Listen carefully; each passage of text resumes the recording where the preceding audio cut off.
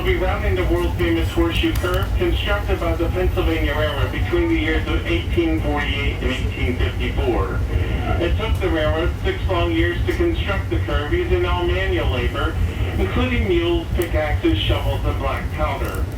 The opening of the Horseshoe Curve was significant as it enabled the railroad to surmount the summit of the Allegheny Mountains, crossing over the eastern continental divide through the tunnels that glisten. This shortened the travel time between Philadelphia and Pittsburgh across the Commonwealth of Pennsylvania from 7 days to approximately 15 hours. Currently, we're traversing the steepest grade on the entire Pittsburgh division at 1.8% grade. Had the Horseshoe Curve not been built here, the grade would have been 5%, which is much too steep for train travel. As the train ascends around the curve this afternoon, we'll climb 122 feet in elevation from one side of the curve to the other. We'll traverse 2,375 feet around the circumference of the curve here today.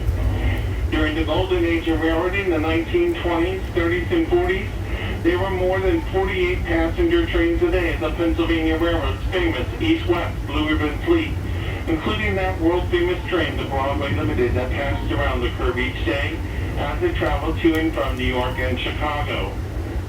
During World War II, the Horseshoe Curve was placed under a 24-hour guard as it was learned that Nazi saboteurs had landed off the Atlantic coastline of the United States, intending to destroy several industrial sites in the United States and Canada. Number 8 on their list was the Horseshoe Curve. In 1966, the Horseshoe Curve was designated as a National Historic Landmark and today continues to serve both the Norfolk Southern Railroad and Amtrak as we travel between New York and Pittsburgh. There is still a small visitor center located at the base of the curve, accessible by automobile only. It is open to the public during the spring, summer, and fall months. At one time, there was a small station stop here, but that was discontinued prior to World War II. Resting at the apex of the curve, you'll see an ex-Pennsylvania Railroad GP9 diesel locomotive, number 7048. It was placed there in the late 1980s in place of the famous K4 steam locomotive to honor all those past and present railroaders that have served on this division of the railroad.